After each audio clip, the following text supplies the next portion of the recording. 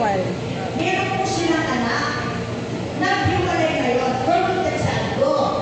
The losses, equal to 9.1 persons and family relations ang sabi. Okay, kapag kasal, if the child is below 7 years of age, condition separation, because children is the mother. 7 years. 7 years old today, down sa nanay. Halimbawa, 7 years nag-abroad ang old parents and pero one sa day ng bata. Kanina above na yan. If the child is about 7 and below 18, kasi maraming ano yan. in case of separation, Hindi ka capable the child will make a choice. Kaya kukuha rin ng lalaki. Pag pinili niya yung tatay, sa tatay mapupunta. Pag pinili niya ang nanay, sa nanay mapupunta. Nakukunin niyo? Oo. Magkakaroon po ako asan kami ni Dan, may anak kami 5 taong gulang. Naghiwalay kami, pero with the child ko. Okay. 15 ang anak namin. Kasal, hiwalay. Ganito. Child's choice. Pinili na yung tatay sa tatay. Wala akong gusto. Siyempre, ano ko yung right to with the child? Visitorial right only. Visitor. Alright? Exercisable. Okay. Exercisable. Where or when the schooling of the child is not disturbed. Saturday, Sunday, kung kulit ko, Monday to Friday, sa kanya. No. Weekend. Ang anak namin ay 14. Kanino? Pinili na po yung mama kasi maraming pera. Pero drug addict, social weak, sa akin. Ang anak ko ay Pwedeng men. drugs yun ano. Nasal. Pinili ako ma'am. Unfit siya kami. So, kahit ako ay nagkaroon ng extra-immoral affair, nagpaalam ako sa ibang lalaki. Okay? Saan na pupunta yung anak ko? Bakit? I am morally unfit. Alam niyo na yung question? Batas? Malinaw, hindi? Malinaw? Oh. What is decided by the Court of Appeals? Court of Appeals. Kami ay pag-asawa, mayroon kaming anak, 2 years old. Hindi ko na kayo ma'am. Good. Oh, sige, sige. Kayo na ma'am, kayo na.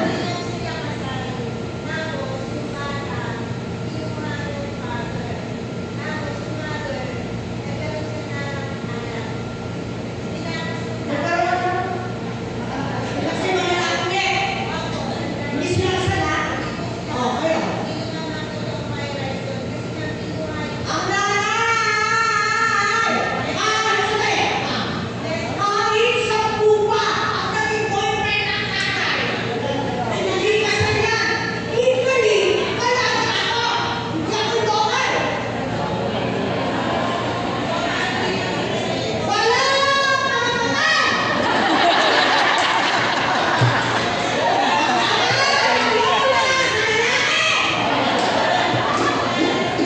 Hindi namin. Kumain na yan. Di ba? Hello? Kaya raw, Bakit na kayo? namin yan ang Kasi sila nagpipimaki. father. Kaya hindi kasal. Hindi rin pwede. Pero sa kakasal, pwede ka. Ayaw, ano. Pinukulong yung predesal ng bata, ng father side. Huwag mong bibigay yan. Huwag mong ibigay! Gusto mo na ako lang, documented. Record of birth, at saka eskwela, record. Yan ang sinasabi. Sa declaration na ito kayo, okay. Ito ba, marami po reklamo mga principals sa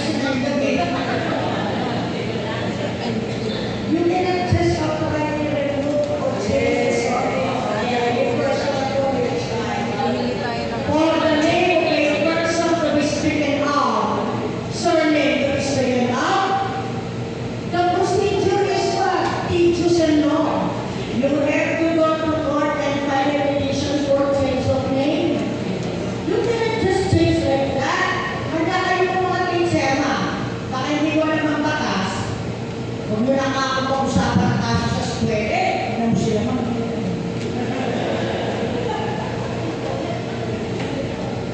Pag nagpapalik po, pinuntan ka ng magulang, sabihin nyo hindi pwede.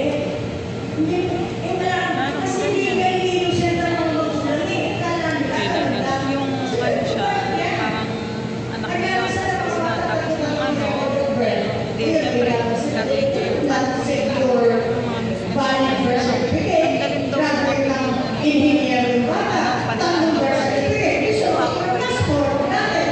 Hindi na naman ang magulang. Eh ma'am, Sige, exaggeration ako.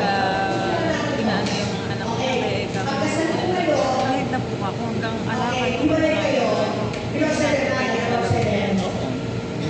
Pili, unless that the parent chosen by the child is morally fit, socially fit, physically fit. 10 years old, pinili mo makasarapin kayo ang nagpapagalo sa inyo. Pero anak ko, kung lalaki ako, saka ang ama ano na ako, kasi morally fit ako. Okay? Actually guys, decided by the Court of Appeals. Ay mag-desisyon na, assuming you have dual judges. Okay. Anak namin, kasal kami, 2 years old, naghiwalay kami kasi ng lalaki nito. Nagpakasal ito kasi Seaman. May anak na kami. Nagpakasal siya ng Seaman. 3 months. After 4 months, nagsulang ako. Sabi ng kapatid dito, mula uwi ka, nanganak si ate. Ano? 3 buwan lang magpakasulan. 3 buwan na lang ba yung kilos ngayon sa tiyan?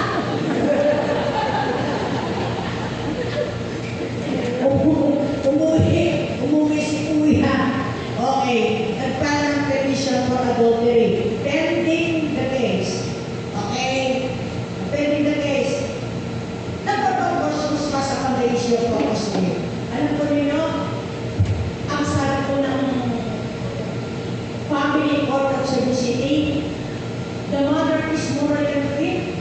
Ang bata ay 2 years old na. 2 years old. Di ba sa nanay? Morally unfit ako eh. Kanino? Kasabi ng family court sa tatay kasi morally unfit. Lumabas ang nanay. Inakyat niya ang custody, issue custody, Court of Appeals. Pagdating sa Court of Appeals, baliktad ang desisyon. Binigay pa rin sa nanay ng bata kahit ang lalaki siya. Bakit? 2 years old na. The child is so tender. He would not determine what is moral or immoral. Sumususo sa nanay. Sabi ba, sasabi ng mga nanay, ayaw sa'yo nanay, ayaw di ka.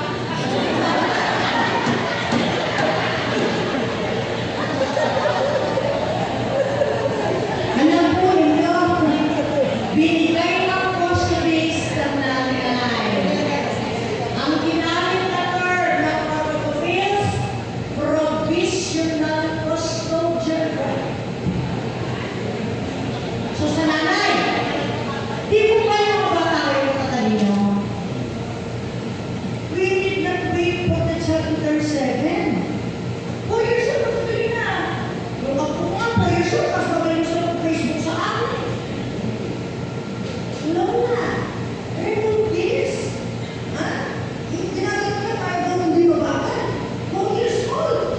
Halimbawa, 5 years old, ang anak ko, ako'y naglalaki. Sabi nga ko, Mama, di ba ito ang dati ko? Oo. Bakit itong matandang to ang kasama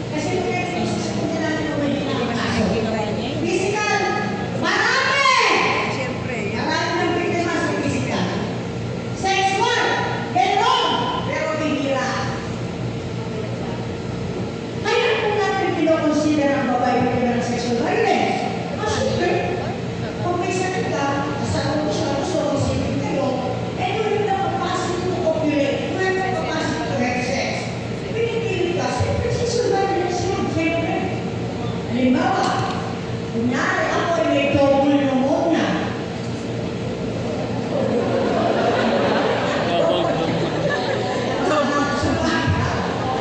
Meron pa akong hika. Sa beso pa ako siya mag-sex kami dito kaya. Sexual violence yan. Or, sige, pumayag ka na. Mag-siping kayo. Ano yung posisyon na pinapagawa na hindi mo kaya gawin? Alin ba